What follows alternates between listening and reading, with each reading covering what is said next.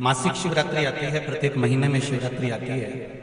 और वो शिवरात्रि महीने में एक बार इसलिए आती है कि तुम अगर प्रतिदिन भगवान शंकर की आराधना नहीं कर सकते, प्रतिदिन अगर एक लोटा जल शिव को नहीं समर्पित कर सकते, शंकर को एक चावल का दाना भी अगर आप समर्पित नहीं कर सकते, एक बेलपत्र भी अगर मेरे ओघड़दानी भगवान शंकर को नहीं दे सकते, तो एक काम करो कि महीने में एक बार शंकर के मंदिर के सामने से भी निकल कर चले जाओगे तो तुम्हारा कल्याण हो ही जाएगा। इतना भी बहुत।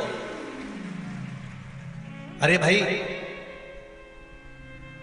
देवराज नाम का ब्राह्मण, शिव महापुराण की कथा में आती है कि देवराज नाम का ब्राह्मण जो चोरी करता था, छल करता था, कपट करता था, बेईमानी करता था, प्रपंच करता था, झूठ बोलता था, ऐसा दुनिया का कौन सा गलत काम नहीं जिसको देवराज ने नहीं किया। और मृत्यु लोक में अगर जन्म लिया है, मानव का यदि शरीर मिला है, तो संसार का कोई ऐसा मनुष्य नहीं है जो थोड़ा ना थोड़ा इस संसार के इस काजल की कोठरी में थोड़ा ना थोड़ा इस शरीर को दाग ना लगे।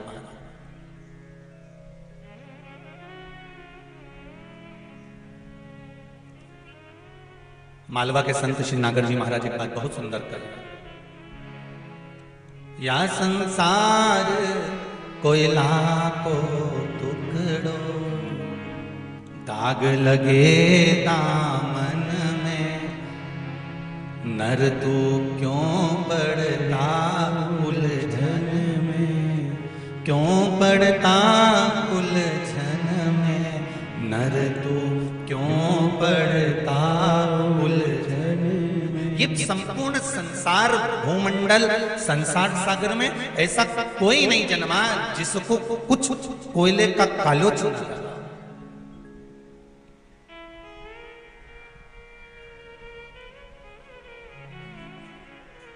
मेरे राम जी महाराज लंका पर विजय प्राप्त कर कर आए, अयोध्या के राजा बनकर बैठ गए, तो भी नहीं छोड़ा।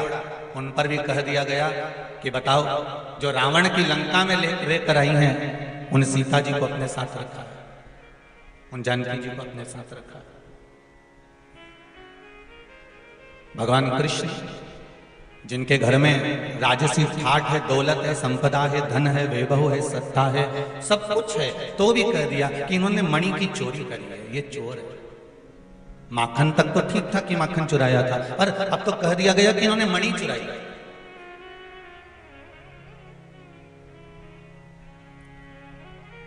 जरा विचार करिएगा, जब दुनिया के लोग परमात्मा को नहीं छोड़ते तो आप और हमको छोड़ेंगे। पर शिव महापुराण की कथा एक बात बहुत अच्छी कहती है कि क्या किसको रोइए चादर तान के सोइए, आग लगे बस्ती में अपन रहो मस्ती में। अपने को अपना खत्म नहीं करना दूसरे के चक्कर में। जरा सी देर में हमारी देवरानी का मुंह खुल गया, हमारी जेठानी का मुंह खुल गया, मेरी सास मुझसे नहीं बोल रही, मेरा भाई मुझसे नहीं बोल रहा, मेरा कुटुंब वाला मुझसे नहीं बोल रहा, वो मुझसे बात नहीं कर रहा, वो ऐसा बोल रहा है, वो वैसा बोल रहा है। हम किस किस के लिए रोएंगे साहब?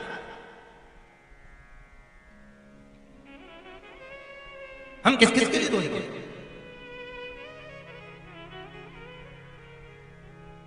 इसलिए रतलाम के लोग जब भी किसी के यहां जाते हैं, रतलाम का आदमी कहीं पर भी जाएगा तो झोला में सेव लेकर जाएगा।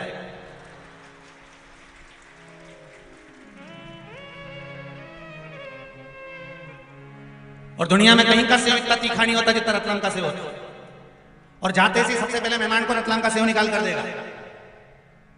अच्छा, उसको ये नहीं मालूम कि क्यों दे रहा है, पर सामने वाले को जब वो देता है तो ये पहले कह दे रहा है, साहब हम हमारे गांव की प्रसिद्ध चीज लेकर आए हैं, तो मैं सेव इसलिए दे रहे हैं क्योंकि हमारे यहाँ सबसे जोरदार सेव बनता है, सबसे जोरदार नमकीन बनता है, इसमें जोरदार मिर्ची होती है, जोरदार इसमें मसाला होता है, इसलिए हमने आपको दे दिया कि हमने मसाले का सेव इसलिए दिया है कि तुम इसको खाओगे तो हमारी याद आएगी। इसलिए हम कुछ भी कहें तो हमारी बात पर मत जाना, सेव और हमारी वाणी एक जैसी है। बस आनंद में रहकर शंकर की आराधना करना, आनंद में रहकर भगवत स्मरण करना, आनंद में रहकर भगवत कीर्तन धारण करना। ये मनुष्य का शरीर बड़ा बड़ा छोटा सा शरीर है साहब, जीवन का कोई ठिकाना होता है? गेहूं के खेत में से एक दिन गेहूं कट जाता है, चना के खेत में से एक दिन चना कट जाता है, लहसुन के खेत में से लहसुन उखड़ जाता है, प्याज के खेत में से प्याज उखड़ जाता है, मूंगफली के खेत में से मूंगफली उखड़ जाती है, मक्का के खेत में से मक्का कट जाती है, ज्वार के खेत में से ज्वार कट जाती है, बाजरा के खेत में से बाजरा कट जाती है। उसी तरह संसार के खेत में से मनुष्य कब कट कर निकल जाए इसका कोई ठिकाना नहीं है। ये मानव का कोई ठिकाना नहीं है कब निकल कर जाना होता है।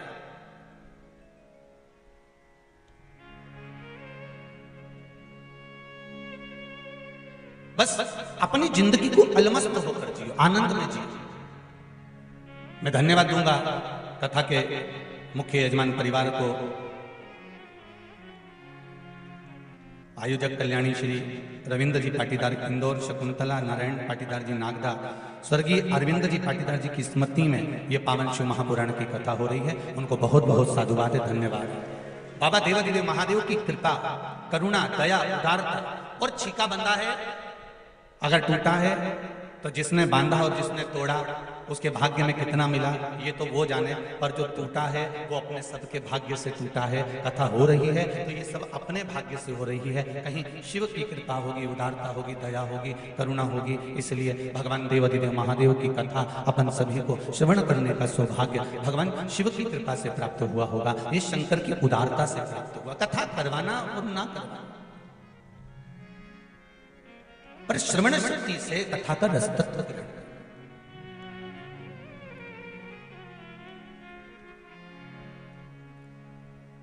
केवल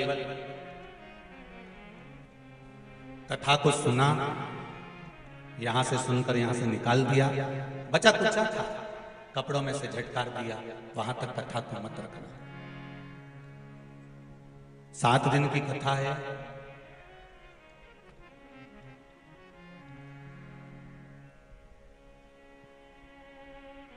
इस 7 दिन की कथा में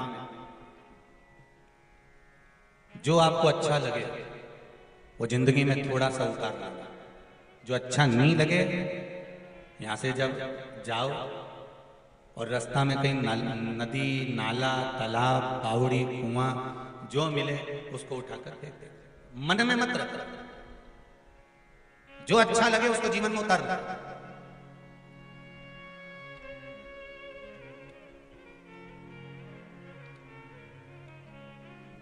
कितनी सुंदर बात कही है। कोई तुमको बहुत सुंदर लग रहा है ना, कोई तुमको बहुत अच्छा लग रहा है ना, बहुत अच्छा लग रहा है तो उसको ज्यादा गौर से मत देखो।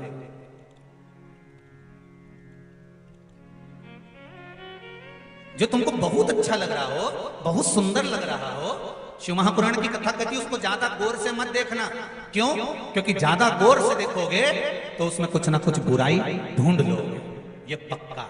और एक बात शिव महापुराण की कथा कहती है, कोई बुरा व्यक्ति है ना, बहुत बुरा है, बहुत गंदा है, बहुत बेकार है, बहुत बेकार है, तो उसको गौर से जरूर देखना, टकटकी लगाकर जरूर देखना। क्यों? उसमें से तुम कुछ अच्छा ही ढूंढी लोगे, ये पक्का है। ये शिव पुराण। अच्छे को ज्यादा गौर से नहीं देखना क्योंकि उसमें हमें कुछ बुराई दिख जाएगी, इसने तो हमारे साथ ऐसा कर दिया था, भले अच्छा दिख रहा है, सुंदर दिखे, सब कुछ। कई माताएं कह देती है हमारी बहू सब बढ़िया है, एकदम जोरदार, सब काम करे, सब पूरा घर संभाल ले, जो क्यों नहीं गुरुजी तुरंत खरीद दे वो तो 1 मिनट में। तुमको इतनी जोरदार बहू मिली, फिर काय का दुख है? बस सब काम जोरदार है उसका, परंतु ये मुंडा गड़ा चले तो गड़ा परेशान हो गया। सब काम जोरदार करे भाई, इकी जो जीवान है नहीं ये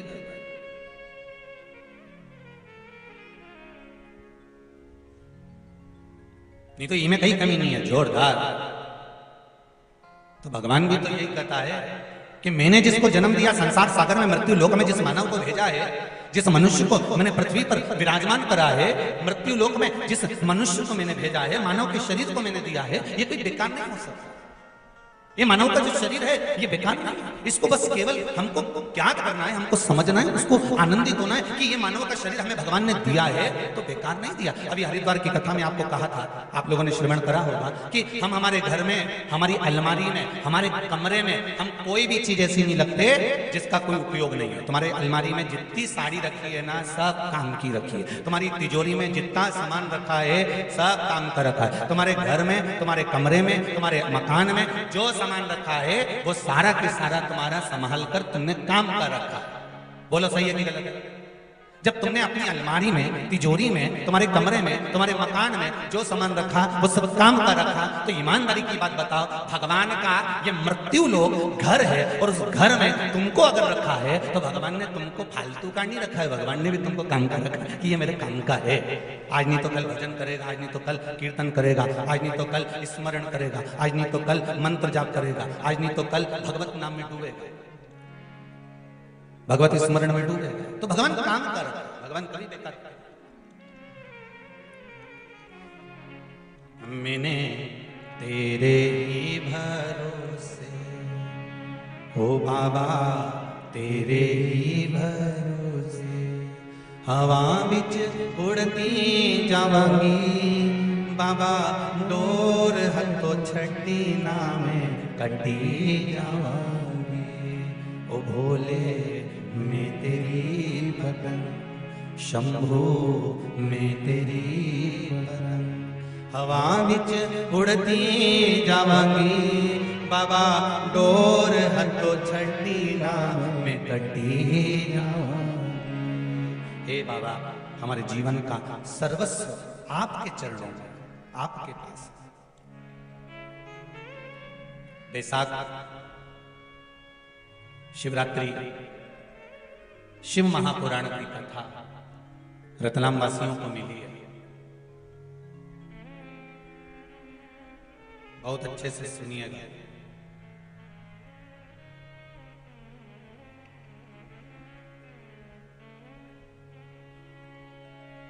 क्यों महत्व है वैशाख महीने का? स्कंद पुराण में वैशाख महत्तम कहा गया है। शिव महापुराण में भी वैशाख के महत्व का वर्णन किया गया। अग्नि पुराण में भी वैशाख का महत्व दर्शाया। कितना, क्यों इतना महत्व? जिसको माधव मास भी कहते हैं, वैशाख को केवल वैशाख मास में माधव मास भी कहा जाता है। कितना महत्व उसका, कितना। क्योंकि सतयुग, त्रेता, द्वापर और कलियुग, ये चार युग जो है, इसमें सतयुग, त्रेता, द्वापर और कलियुग, उसमें जो त्रेता युग है उसका जो प्रारंभ हुआ था वो यही बैसाख के महीने से प्रारंभ हुआ था, माधव मास से प्रारंभ हुआ था।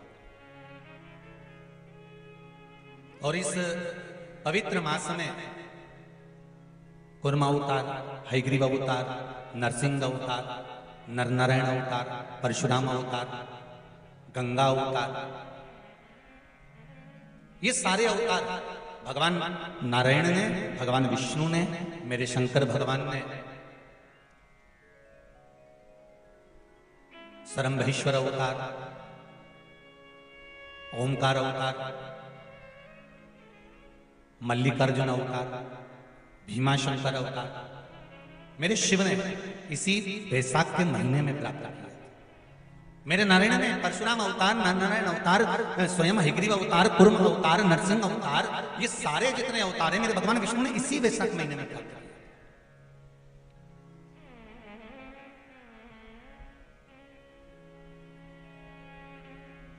ऐसे कई अवतारों का दर्शन हमारे को वैशाख महीने में हो जाता है। और उसी वैशाख महीने की मात्र एक शिवरात्रि का स्मरण कर लेना, मात्र एक शिवरात्रि के दिन भगवान शंकर पर एक लोटा जल समर्पित कर देना, मात्र शिवरात्रि के दिन भगवान शिव की आराधना कर लेना या शंकर का भजन कर लेना, स्मरण कर लेना, शंकर को बेलपत्री का प्राप्त किया गया जल प्रदान कर देना, उसकी क्या महत्वता हो। एक बहुत सुंदर पत्र आया है, पत्र तो बहुत सारे हैं पर अभी पढ़े नहीं हैं, पत्रों की संख्या बहुत है, पढ़ेंगे इसको, पर उसमें कुछ जो पढ़े हैं वो ये।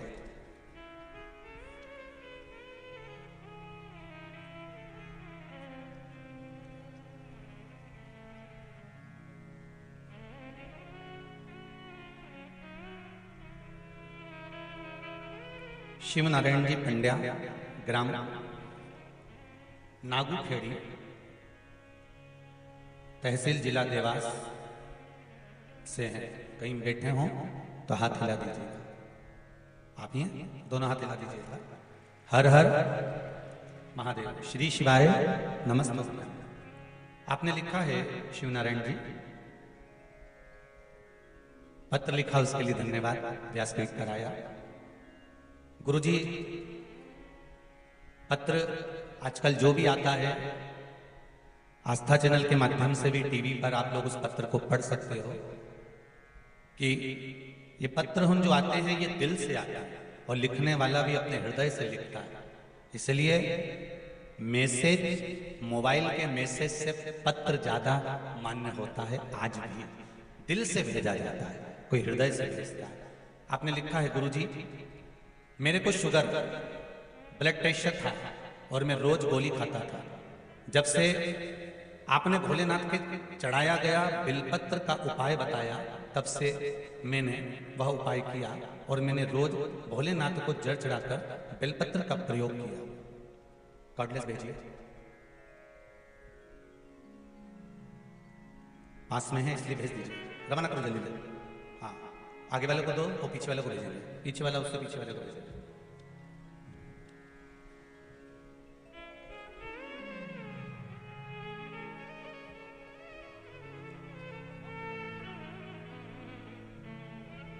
नजदीक में जो लोग बैठे रहेंगे तो अपन कॉर्डलेस दे सकते हैं। हेलो, श्री शिवाय नमस्ते। श्री शिवाय नमस्तुभ्यम। कैसे हैं पंड्या जी? बढ़िया सर, आशीर्वाद है आपका। आपने पत्र में लिखा है पंड्या जी कि शुगर भी था और ब्लड प्रेशर भी था। हाँ गुरु जी। अभी की स्थिति ठीक है आपकी? हाँ सर, बिल्कुल नॉर्मल है सर। जांच करने के बाद बिल्कुल 130 शुगर है और 120 ब्लड प्रेशर है सर। जी, गोली खाना बंद हो गई? हाँ, गोली खाना बंद कर दिया। बहुत बहुत साधुवाद, बहुत बहुत बधाई। बेलपत्र खा रहे हैं? बेलपत्र और पानी? हाँ, बेलपत्र खाता था सर। एक हफ्ते में मेरे को ये बहुत फायदा हुआ। एक हफ्ते तक मैंने सलंग खाया सर। जी जी जी, बहुत बहुत साधुवाद। विराजित पंड्या जी, श्री शिवाय नमस्तुभ्यम। कितना सुंदर भाव लिखा है कि धर्म पत्नी शिव महापुराण की कथा सुनती थी, उसने एक दिन बता दिया कि शिव पुराण की कथा सुनो और उस कथा का कोई उपाय करना चाहिए। और पत्नी ने विचार कर कर कि चलो बेलपत्र का प्रयोग बताया है, अपना जाता क्या है करने में, कोई पैसा तो खर्च नहीं हो रहा है, ना कहीं जांच कराने जाना।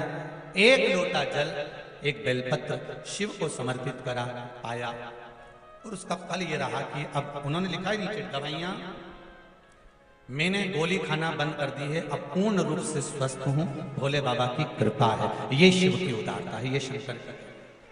आपका करा भजन, कीर्तन, स्मरण, संकीर्तन, मंत्र जाप, ये शिव कहीं ना कहीं करुणा करेगी।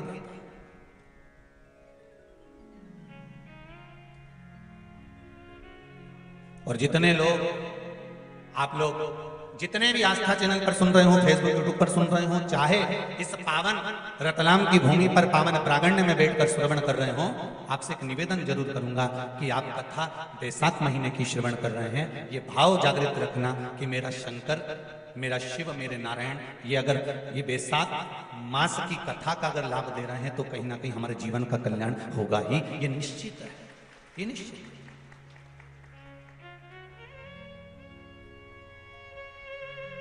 बस हृदय से, मन से, चित्त से, वृत्ति से हम भगवान शिव को रिझाएं, हम भगवान शंकर को मनाएं। और क्या चाहिए? देवराज नाम का ब्राह्मण जिसने चोरी करी, छल करा, कपट करा, बेईमानी करी, प्रपंच करा, निंदा करी, बुराई करी, ऐसा कौन सा कार्य था जो ना करा उसने? बेकार से बेकार कार्य करता, सब बेकार से बेकार कार्य करता। फिर भी शिव कृपा देखिए कितनी प्रबल है, शंकर की उदारता कितनी प्रबल है, शिव भक्ति कितनी प्रबल है। जरा विचार करिएगा कि देवराज नाम के ब्राह्मण को शरीर में ताप हुआ और वो शंकर जी के मंदिर में जाकर बैठ गया और शिव मंदिर में जाकर बैठा, जहां पर कोई ब्राह्मण देवता शिव महापुराण की कथा का वाचन कर रहे थे, शंकर भगवान की कथा का स्मरण करा रहे थे, और वो जाकर बैठ जरूर गया था पर उसका मन नहीं था।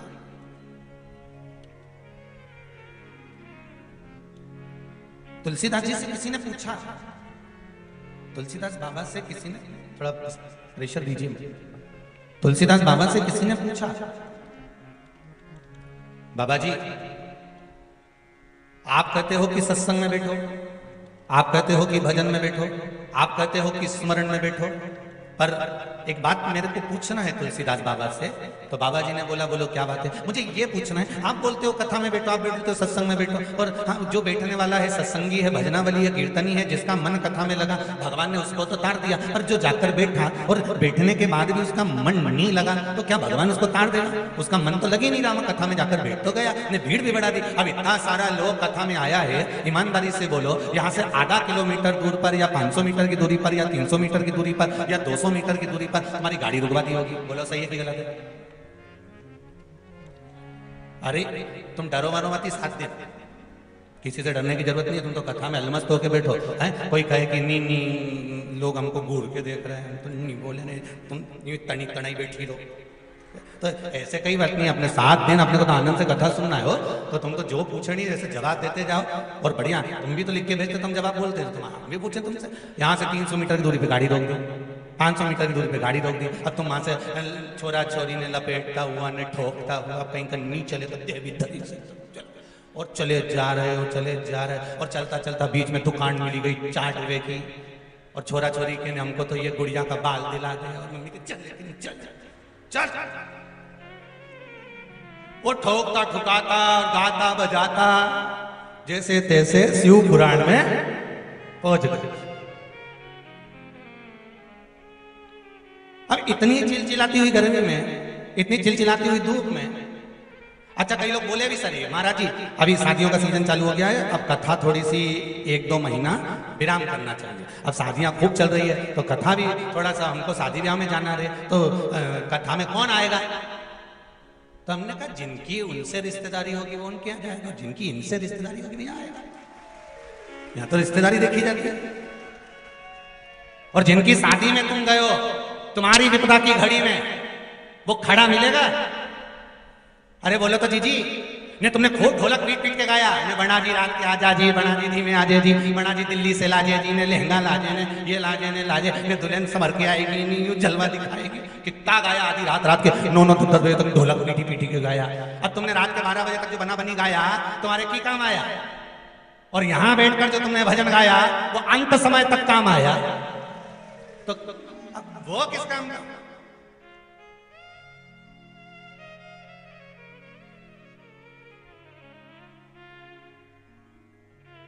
संबंध देखा जाएगा अंत से। तो कहा तुलसी बाबा से कि ये कई लोग ऐसे हैं जो कथा में जाते हैं उनका मन लग जाता है, और कई लोग ऐसे हैं जो कथा में जाते हैं पर मन नहीं लगता। तो भगवान इनके तारेगा कि नहीं तारेगा? सीधी सीधी बात है। किसी ने कहा, तो तुलसीदास जी ने कहा, एक व्यक्ति जाता था और नल के नीचे जाकर मटके को सीधे की जगह उल्टा लगा देता था। तो किसी ने कहा कि तू ये क्या कर रहा है? कि मेरा मन 10 मिनट तू पानी भरता है तो 10 मिनट में भरूंगा। तो मटका उल्टा रखने से मतलब क्या? बस मर्जी मेरी।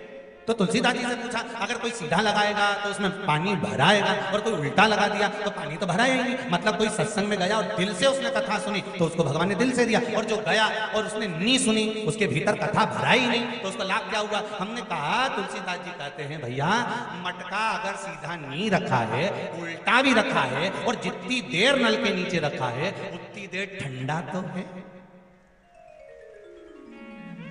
उतनी देर उसमें शीतलता तो है, ठंडाई तो है। बस ध्यान रखना एक बात का।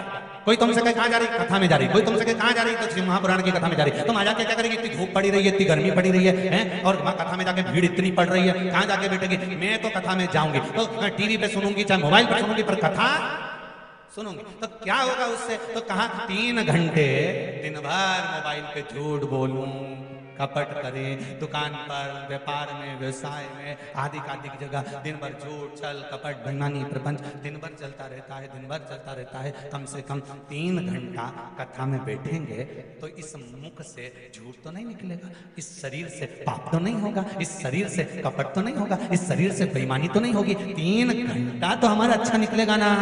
अब उसमें तो तेरा मन लग जाएगा कथा में, तो भले नहीं लगे पर 3 घंटा बेकार काम से तो बच जाएगा। 3 घंटे अगर बेकार काम से बच गए तो भी शिव जी की कृपा ही समझना, क्योंकि या संसार कोई लाखों टुकड़ों, दाग लगे ना मन तू मत पड़ रे उलझन में, मत पड़ रे उलझन में, अरे तू मत पड़ रे उलझन। अगर पढ़ना है तो शिव की भक्ति में पढ़, शिव की भक्ति। भगवान शिव की मैं तो बैठी थी गंगा किनारे, मैं तो बैठी थी गंगा किनारे, आके दर्शन दिया ओ भोलेनाथ, आके दर्शन दिया ओ भोलेनाथ, दिल तुझको दिया ओ भोलेनाथ, दिल तुझको दिया ओ भोलेनाथ, दिल तुझको दिया ओ भोलेनाथ, दिल तुझको दिया ओ भोलेनाथ, ये क्या कर दिया ओ भोलेनाथ, ये क्या कर दिया ओ भोलेनाथ, मेरे ओ भोलेनाथ, ओ भोलेनाथ, मेरे ओ भोलेनाथ, ओ भोलेनाथ, मेरे ओ भोलेनाथ, मेरे ओ भोलेनाथ, ओ भोलेनाथ, दिल तुझको दिया ओ भोलेनाथ, दिल तुझको दिया ओ भोलेनाथ, ये क्या कर दिया ओ भोलेनाथ, ये क्या कर दिया ओ भोलेनाथ। दोनों हाथों से खाओ।